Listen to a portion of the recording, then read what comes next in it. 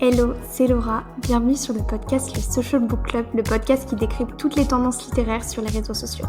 En bref, dans ce podcast, je lis les livres tendances sur le Bookstagram, Booktube ou BookTok et je vous dis ce qu'ils valent vraiment. C'est parti pour l'épisode du jour. Alors, aujourd'hui, dans cet épisode, on va parler d'un livre que j'ai vu passer littéralement partout sur les réseaux sociaux. C'est Better Than the Movies de Lynn Painter. Il est sorti en France le 24 avril avec le même nom, il n'a pas été traduit, c'est Better Than the Movies si vous voulez aller à la Fnac l'acheter. Et donc moi, quand j'ai vu qu'il sortait le 24 avril, je me suis empressée d'aller l'acheter car j'avais vu tellement de super avis dessus que je me suis dit que le 1er mai arrivait et que j'allais lire le 1er mai dans mon lit ce livre toute la journée. Et c'est ce que j'ai fait. Alors de quoi ça parle ? Ça parle de Lise qui est en terminale, qui est un peu une amoureuse de l'amour. Elle est ultra fan de comédie romantique, elle tient ça notamment de sa maman. Et ce que j'aime aussi beaucoup dans sa personnalité, c'est qu'elle adore choisir des musiques pour qualifier les moments qu'elle va vivre. Donc elle va dire, telle situation, il y a telle ou telle condition, j'associerais bien cette musique à cette situation par exemple. Et elle a un voisin, autre personnage qui s'appelle Wes, qu'elle déteste un peu, car ils se battent pour avoir la meilleure place de parking du quartier. C'est la place qu'il faut avoir. Et donc, il y a un peu cette guéguerre qui s'installe entre les deux personnages pour devenir le maître de la place de parking. Et un jour, au lycée, il y a l'amour d'enfance de Lise qui revient en ville, qui s'appelle Michael. Et Lise, en tant que grande amoureuse de l'amour, en fait, elle s'emballe direct et elle voit en Michael littéralement son âme sœur. Et elle va vouloir évidemment le reconquérir et elle va être prête à tout pour ça.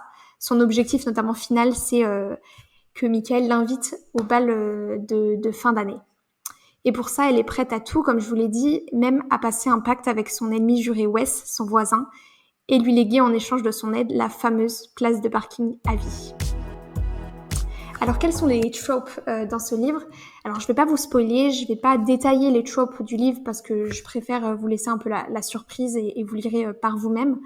J'en ai sélectionné 3. Le premier, c'est Enemy to Lovers. Le second, c'est Fake Dating. Et enfin, He Falls First.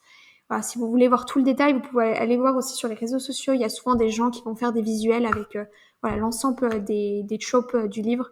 Voilà, donc n'hésitez pas à aller jeter un coup d'œil. Concernant mon avis sur ce livre, alors j'ai passé un très bon moment. J'ai adoré le personnage de Lise, le fait d'avoir une personne... en fait, elle est très touchante, elle aime beaucoup la musique, elle adore les rom-coms. En fait, elle a une manière de romantiser sa vie, si je peux dire ça comme ça, que je trouve très belle. C'est vraiment une amoureuse de l'amour. Et du coup, j'ai beaucoup aimé son personnage.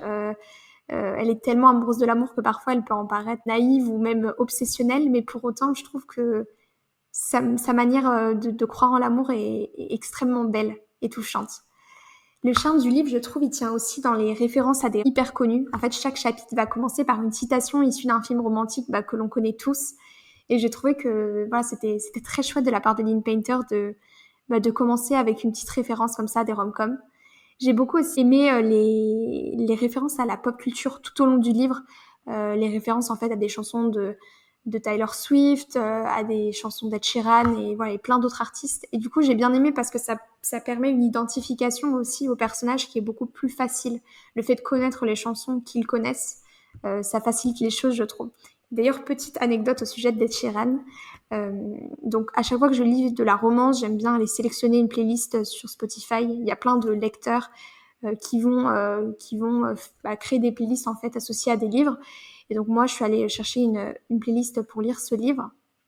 Et petite anecdote, donc j'écoutais How Would You Feel qui était dans la playlist. Et au moment de l'écoute de cette chanson, il y a tout simplement How Would You Feel qui a été cité dans le livre. Et du coup, j'ai trouvé ça trop chouette et assez improbable. Voilà, pour la petite anecdote. Même si le livre est très young adulte, je trouve que Lynn Painter, elle arrive à traiter de problématiques un peu plus profondes. Elle parle notamment du deuil et de la difficulté à arriver à une période de sa vie, comme la terminale, en fait, c'est une période charnière où souvent, en fait, nos parents vont vouloir être présents dans cette étape clé. Il y a notamment l'exemple du bal de fin d'année où les mamans vont accompagner leurs filles choisir leur robe. Et en fait, Lise, elle, ce qui lui manque, c'est sa maman puisqu'elle est décédée. Je vous spoile rien parce que dès le début du livre, c'est mentionné. Et en fait, elle est seule face à ce moment-là et elle aurait aimé que sa mère soit là. Donc, je trouve que Lynn Painter, elle traite de cette problématique de manière très belle, très touchante, même parfois un peu poétique. Et voilà. Et autre élément aussi un peu plus profond, c'est autre peut-être morale de l'histoire, c'est que le fait que parfois s'enfermer dans des illusions, des cases, une image qu'on pense que les gens attendent que l'on... en fait, parfois on passe à des côtés de certaines choses, on s'enferme dans des illusions qui nous font passer à côté de beaucoup de choses. Voilà pour la peut-être les morales de l'histoire, si je peux dire ça, et que j'ai trouvé très belle et très touchante en tout cas. Peut-être le point négatif qui en est pas forcément un, mais peut-être qui peut bloquer certaines personnes, j'ai lu ça dans des avis, c'est le fait que c'est un livre young adulte, donc avec des personnages qui sont lycéens. Donc moi par exemple j'ai 26 ans, ça m'a pas forcément dérangée, mais j'avoue que avoir des personnages un peu plus âgés, ça me plaît toujours un peu plus. Voilà, parce que quand on est adulte, on n'a pas forcément envie de retourner à des personnages sur des personnages de terminale. Après moi personnellement, je voulais un livre léger, j'avais envie de passer un bon moment, donc le livre était parfait, c'est pas quelque chose qui m'a bloqué à la lecture de ce livre. Pour terminer, si je devais un peu attribuer une note à ce livre sur 5, je dirais que je donnerais 4 étoiles sur 5. Honnêtement, j'ai passé un très bon moment. Voilà, c'était le 1er mai, je vous l'ai dit, j'avais envie de rester au lit, lire un bon livre. Et la promesse du livre, elle a été tenue pour moi parce que j'ai passé un très bon moment. Ça a été, ce sera pas le livre de l'année pour moi parce que j'ai ressenti des émotions, mais j'en ai pas ressenti comme j'en ai ressenti à la lecture de certains livres qui m'ont fait pleurer, rire, tout à la fois. Mais j'ai passé cependant un super bon moment. En plus, j'ai écouté une playlist en même temps qui était trop chouette. Il y avait plein de musique de Taylor Swift, donc j'étais aux anges.